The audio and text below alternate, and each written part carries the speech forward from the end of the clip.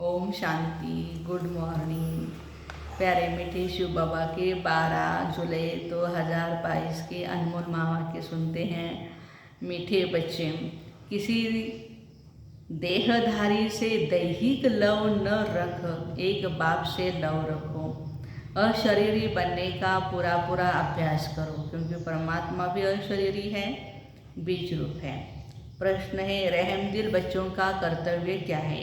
उत्तर है, जब कोई फालतू बात करे तो उसकी फालतू बात न सुन उनके कल्याण अर्थ बड़ों को सुनाना, यह रहमदिल बच्चों का कर्तव्य है। जिनमें कोई पुरानी आदतें हैं उन्हें मिटाने में सहयोगी बनाना रहमदिल बनना है। ऐसे नहीं होगा कि भाई वो बड़ों से चुगली कर रही है, लेकिन उनके कल्याण के लिए कि भाई ये इनकी खामियां हैं और इस कारण ये ऐसा बोल रहे हैं, तो फिर आगे सुधर जाएंगे, क्योंकि बड़े भी उनको समझ देंगे कि भाई आपको ऐसे नहीं करना चाहिए। प्रश्न है, कौन सा टाइटल किसी भी देहधारी को नहीं दे सकते हैं लेकिन ब्रह्मा को दे सकते हैं? उत्तर है, श्री का टाइटल, क्योंकि श्री अर्थात श्रेष्ठ पवित्र को कहा जाता है। किसी देहधारी मनुष्य को यह टाइटल नहीं दे सकते हैं, क्योंकि भ्रष्टाचार से जन्म लेते हैं। ब्रह्मा बाबा को श्री कहते हैं, इनका यह अलौकिक जन्म है। देखो, ब्रह्मा बाबा को श्री कह सकते हैं क्योंकि उनमें शिव बाबा आते हैं और उनका ये अलौकिक जन्म है। गीत है इस पाप की दुनिया से। ओम शांति। बच्चे अब समझ गए हैं, अर्थात समझदार बन गए हैं, तो जरूर पहले बेसमझ थे।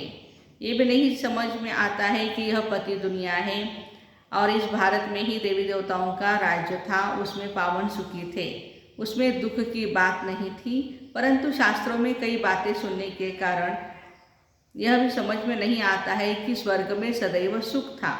स्वर्ग का किसको पता नहीं, समझते हैं वहाँ भी दुख था। यह है बेसमझी। अब तुम बच्चे समझदार बने हो, बाबा ने आकर समझाया है, उनकी श्रीमत पर तुम चल रहे हो। ये पति दुनिया है, स्वर्ग पावन दुनिया थी। पावन दुनिया में भी दुख हो, फिर तो दुख की दुनिया ही कहेंगे। ये गीत भी रॉन्ग हो जाता है कि इस पाप की दुनिया से कहीं और ले चल। हाँ, तो बाबा कहते हैं कि बच्चे भी जानते हैं कि ऐसी जगह ले चलो जहाँ आराम सुख चैन हो। तो स्वर्ग सोने की चिड़िया थी, देवी देवताएं थे, कभी भी किसको दुख नहीं देते थे। गाते भी है, फिर भी शास्त्रों में ऐसी बातें लिखी है जो समझते ये परंपरा से चला आता है। कृष्ण पर भी झूठे कलंक लगा देते हैं। कहा जाता है, जैसी दृष्टि वैसी सृष्टि। समझते हैं सारी सृष्टि पतित है, इस समय उन्होंने की दृष्टि ही पतित है, तो सारी सृष्टि को भी वो पति समझते हैं। समझते हैं परंपरा से पतितपना चला आता है। अभी तुम बच्चों में समझ आती है, सो भी नंबरवार पुरुषार्थ अनुसार। परमपिता परमात्मा के बच्चों को ही डायरेक्शन मिलते हैं, आत्माओं को बैठ बाबा समझाते हैं। सभी आत्माएं पतित है, इसलिए पतित आत्मा पुण्य आत्मा कहा जाता है। बाप आत्माओं से बैठ करके बात करते हैं, तुम हमारे अविनाशी बच्चे हो। फिर मम्मा बाबा भी कहते हो। इस दुनिया में किसी को भी पिताश्री नहीं कह सकते हैं, श्री माना ही श्रेष्ठ। तो एक भी मनुष्य श्रेष्ठ है नहीं, यह तो एक की ही महिमा है। यह तो सब भ्रष्टाचार से पैदा होते हैं, इसलिए श्री कह नहीं सकते। वह तुम इनको इस समय कहते हो क्योंकि संन्यास किया हुआ है श्रेष्ठ बनने के लिए। तुम बच्चे जानते हो अभी हम फरिश्ता बनने वाले हैं। क्या बनने वाले हैं? हम सभी फरिश्ता बनने वाले हैं। भ्रष्ट को श्री कह नहीं सकते। श्री लक्ष्मी, श्री नारायण, श्री राधे, श्री कृष्ण कह सकते हैं। मंदिरों में भी उन्होंने महिमा गाते हैं। क्यों वो श्री है? क्योंकि श्रेष्ठ है। शरीर से भी मन पवित्र है, आत्मा तो पवित्र है ही, उनका जन्म भी पवित्र है। अपने को श्रेष्ठ कह नहीं सकते। अब तुम बच्चों ने समझा है, भारत श्रेष्ठ था, शुद्ध सृष्टि थी, अभी पति सृष्टि है। पति तो कोई भ्रष्टाचारी कहेंगे, वे लोग भ्रष्टाचारियों को श्रेष्ठ बनाने के लिए सभाएं करते हैं। परंतु दुनिया ही भ्रष्टाचारी है, तो कोई किसी को भी श्रेष्ठाचारी कैसे बना सकता है? बरोबर यह रावण का राज्य है। जिस रावण को वर्ष वर्ष जलाते हैं, जलता ही नहीं, फिर खड़ा हो जाता है। ये भी मनुष्यों के मनुष्यों को समझ में नहीं आता है। जिससे जला दिया है उसे फिर हम नया क्यों बनाते हैं? लास्ट ईयर में उसको जला दिया, ख़त्म कर दिया है, फिर अभी नया क्यों बना रहे हैं हम? इससे सिद्ध होता है कि रावण राज्य गया ही नहीं। स्वर्ग में जब राम राज्य होता है वहाँ तो एफिज निकालेंगे नहीं। कहते हैं रावण को जलाया फिर लंका को लूटा। रावण की लंका सोनी बताते हैं, है ना, सोने की थी ऐसे बताते हैं, परंतु ऐसा है नहीं। यह तो सारी दुनिया लंका है। कोई कोई कहते कि श्रीलंका में रावण था। नहीं, रावण राज्य तो पूरी दुनिया में है। वह श्रीलंका तो एक आइलैंड है, दिखलाया जाता है ना, मैप में भी है। वर्ल्ड की मैप में आप देखेंगे भारत की पूंछ जैसा वो दिखाई देता है, छोटा सा है। परंतु सिर्फ उसमें रावण राज्य तो नहीं, रावण राज्य सारे विश्व पर है, ये भी तुम समझते हो। कोई में कॉलेज में कोई बेसमझ जा कर के बैठेगा तो क्या समझ सकेंगे? कुछ भी नहीं, वेस्ट ऑफ टाइम ही करेंगे ना। ये ईश्वरीय कॉलेज है, इसमें नया आदमी कुछ भी समझ नहीं सकता है। 7 दिन क्वारंटाइन में बिठाना पड़े, माना 7 दिन का उसको कोर्स करना पड़ेगा, रोज़ 1 घंटा, ठीक है, जब तक लायक बने। फिर भी अच्छा आदमी रिलीजियस माइंडेड हो तो उनसे पूछना है, परमपिता परमात्मा तुम्हारा क्या लगता है? वह तो है आत्मा और आत्माओं का पिता, और प्रजापिता भी बाप है। यह पॉइंट्स बड़ी अच्छी है, परंतु बच्चे अर्जुन इतना हर्षित नहीं होते हैं ये पॉइंट सुन करके। बाबा कहते हैं तुमको नई नई पॉइंट सुनाता हूँ जिससे तुमको नशा चढ़े। किसको समझाने की युक्ति आए? फॉर्म भराने की भी युक्ति। कॉपी में पहले यह प्रश्न लिखाना है, कहेंगे परम पिता तो पिता हुआ ना, फिर उस समय सर्वव्यापी का ज्ञान उड़ जाएगा। तुम जब प्रश्न पूछेंगे तो वो कहेंगे वो तो हमारा बाप है, हम सब बच्चे हैं। इतना मान जाए तो झट लिखा लेना चाहिए, प्रजापिता के भी बच्चे ठहरे। शिव हो गया दादा, वह है बाबा। शिव बाबा तो स्वर्ग की स्थापना करने वाला है, तो जरूर उनसे ही वर्षा मिलेगा। सहज से सहज बातें निकालनी पड़ती है, बहुत सहज है। मित्र संबंधियों के पास भी जाओ, उनको भी ये समझाओ। यह तो नशा है ना। हम बाबा द्वारा दादे से वर्षा पाते हैं, बाप दादा से वर्षा पाते हैं, माता से वर्षा नहीं मिलेगा। बाबा को स्वर्ग की स्थापना करनी है, वही मालिक है। जैसे उनको दादे से वर्षे का हक है, वैसे पोतरे पोतरियों को भी हक है। बाबा कहते हैं बच्चे मुझे याद करो। मैं तो कहता नहीं हूँ कि इस देहधारी को याद करो, देखो ब्रह्मा को भी याद नहीं करो, बाबा कहते हैं। बाप सन्मुख बात कर रहे हैं, कल्प पहले भी ऐसे समझाया था। वर्षा भी तुमको बाप दादा द्वारा मिलता है, ऐसे नहीं कि मम्मा से मिलता है। तुमको देह अभिमान बहुत आ जाता है। हाँ, बाबा कहते हैं कि बच्चों में देह अभिमान बहुत आ जाता है। इससे क्या होगा? देहधारियों से लव होता है। हे आत्माएं, तुम नंगी आई थी, फिर पाठ बजाते बजाते अब 84 जन्म पूरे किए। अभी मैं कहता हूँ तुमको वापस चलना है। मामेकम याद करो तो विकर्म विनाश होंगे। देहधारी को याद करने से विकर्म विनाश नहीं होंगे। तुम अंजाम करते हो, प्रॉमिस करते हैं बाबा हम आपको याद करेंगे। तुमको इस पुरानी दुनिया में अब रहना ही नहीं है, इसमें कोई चैन नहीं है। इसलिए कहते हैं ऐसी जगह ले चलो जहाँ सुख हो, चैन हो। तुम कहते हो हम पहले जाएंगे शांति धाम जहाँ शांति ही शांति है, फिर जाएंगे सुख धाम जहाँ सुख ही सुख है और शांति भी है, दोनों है। जब दुख में है तो अशांति है, सुख में तो शांति है, परंतु वह शांति नहीं। शांति धाम है आत्माओं का स्वीट होम। बाबा सारे आदि मध्य अंत को जानने वाला है। अब तुम बच्चों का धंधा ही यह है, पढ़ना और पढ़ाना। अपने शरीर निर्वाह अर्थ कर्म भी करना है। तुम जानते हो इस मृत्यु लोक से अमर लोक में चले जाएंगे वाया शांति धाम। यह बुद्धि में याद रखना है, जब तक मृत्यु नहीं हुआ है पढ़ना ही है, मरते दम तक। कई बच्चे पूछते हैं ना बाबा पढ़ाई कब तक? बाबा कहते हैं जब तक जीना है पढ़ते रहना है। ये तो याद कर सकते हो ना। अब हमको जाना है अपने घर, यह दुनिया सब कुछ छोड़ना है, खुशी होनी चाहिए। ये बेहद के नाटक का राज भी समझ गए हो। हद का नाटक पूरा होता है तो कपड़े बदली कर घर चले जाते हैं, वैसे अब हमको जाना है। 84 जन्मों का चक्र पूरा होता है। याद भी करते हैं, हे पतित पावन आओ।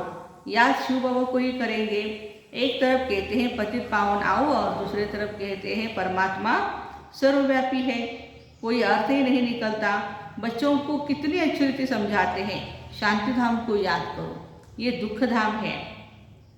और कोई गुरु गोसाई को ये कहना आएगा भी नहीं, सिवाय तुम ब्राह्मण ब्राह्मणियों के। इस दुख धाम का विनाश भी सामने खड़ा है।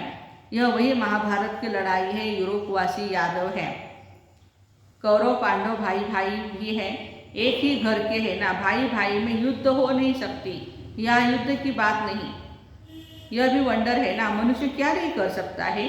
जो बातें हुई नहीं वह भी बना बना करके एक दो की दिल को खराब कर देते हैं। अभी की हालत बाबा दुनिया की बता रहे हैं। जो घटना घटी भी नहीं है उसकी भी कोई ऐसे इधर उधर की बातें करेंगे और फिर बड़ी बात बना देंगे। व्यास भगवान का धंधा भी देखो कैसा है।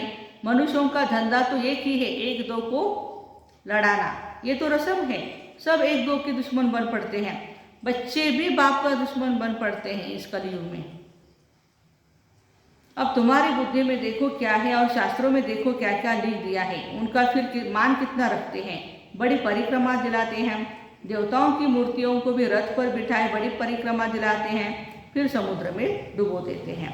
मृत्यु लोक की रस्म रिवाज सबकी अपनी अपनी है। बाप का प्लान देखो कितना बड़ा है। सबके प्लान खत्म कर देते हैं और सुखधाम की स्थापना कर देते हैं, बाकी सबको शांतिधाम में भेज देते हैं। तुम बच्चे देखो किसके सामने बैठे हो। निश्चय है परमपिता परमात्मा ज्ञान का सागर है। इन ऑर्गन्स द्वारा हमको नॉलेज दे रहे हैं। और कोई ऐसा सत्संग होगा क्या? अभी बाप सामने बैठ समझाते हैं। जानते हो बाबा, हम आत्माओं से बात करते हैं, हम कानों से सुनते हैं। बाबा इस दादा के मुख द्वारा ही बोलते हैं। जो रत्न बाबा के मुख से निकलते हैं वही तुम बच्चों के मुख से निकलने चाहिए। फालतू बातें सुनते भी नहीं सुननी है। कोई तो बैठ आराम से खुशी से सुनते रहते हैं। बाबा कहते हैं ऐसी बातें सुनो मत। रहम दिल बन किसमें कोई पुरानी आदत है तो मिटानी चाहिए। हाँ जी कर सुनना नहीं चाहिए। जो बाबा सुखधाम का मालिक बनाते हैं ऐसे बाबा की ग्लानि तो हम सुनेंगे नहीं। बरोबर है ना? कोई बाबा की भी बैठ ग्लानि करते हैं नहीं। जिसने हमें इतना आगे बढ़ाया है, हमारा कल्याण किया हुआ है, विश्व की बादशाही देने के लिए आए हैं, उनके बारे में कोई कहे कुछ, हम बाबा कहते कि नहीं सुनेंगे। हमको तो शिव बाबा से वर्षा लेना चाहिए। और बातों से हमारा क्या ताल्लुक है? कोई सुने या न सुने, हम तो ज्ञान का सुरमा पहन लेंगे। कोई ज्ञान अंजन लगाते हैं, कोई धूल अंजन लगा देते हैं, उससे तीसरा नेत्र खुलता ही नहीं। बाबा कितना सहज कर समझाते हैं। जो कैसे भी रोगी अंधा कुच्चा है वो भी समझ जाए। अलप और बे दो अक्षर है। सिर्फ पूछो परमपिता और प्रजापिता ब्रह्मा से आपका क्या संबंध है।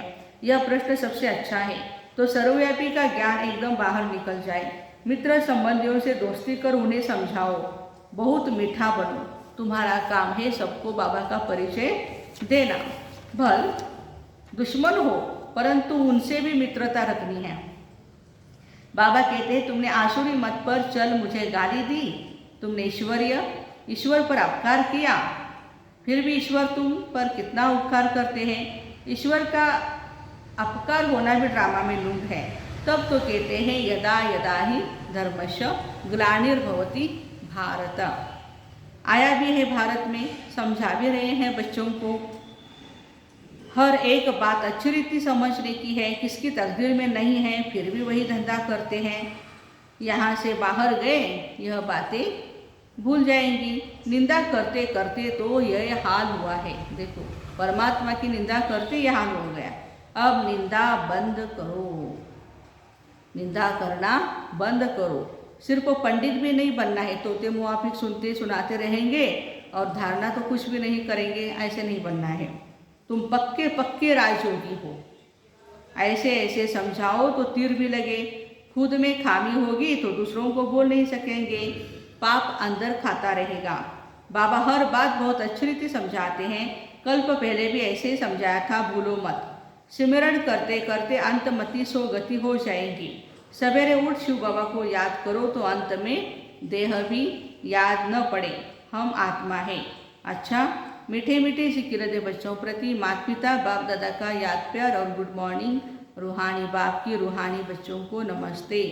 हम रूहानी बच्चों की रूहानी माता पिता बाप दादा को याद प्यार, गुड मॉर्निंग और नमस्ते। वाह बाबा वाह, शुक्रिया बाबा शुक्रिया। धारणा के लिए मुख्य सार है, जो रत्न बाप के मुख से निकलते हैं वही अपने मुख से निकालने हैं। व्यर्थ बातें न बोलनी हैं न सुननी हैं।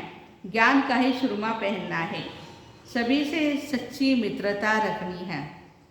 बहुत मीठे रूप में हर्षित मुख हो शिव बाबा का सबको परिचय देना है। अपकारी पर भी बाप समान उपकारी बनना है। वरदान, शुद्धि की विधि द्वारा किले को मजबूत बनाने वाले सदा विजयी व निर्विघ्न भव। शुद्धि की विधि द्वारा किले को मजबूत बनाने वाले सदा विजयी व निर्विघ्न भव। जैसे कोई भी कार्य शुरू करते हो तो शुद्धि की विधि अपनाते हो, ऐसे जब किसी भी स्थान पर कोई विशेष सेवा शुरू करते हो व चलते चलते सेवा में कोई विघ्न भी आते हैं तो पहले संगठित रूप में चारों ओर विशेष टाइम पर एक साथ योग का दान दो। सर्व आत्माओं का एक ही शुद्ध संकल्प हो, विजयी विजयी विजयी। यह है शुद्धि की विधि।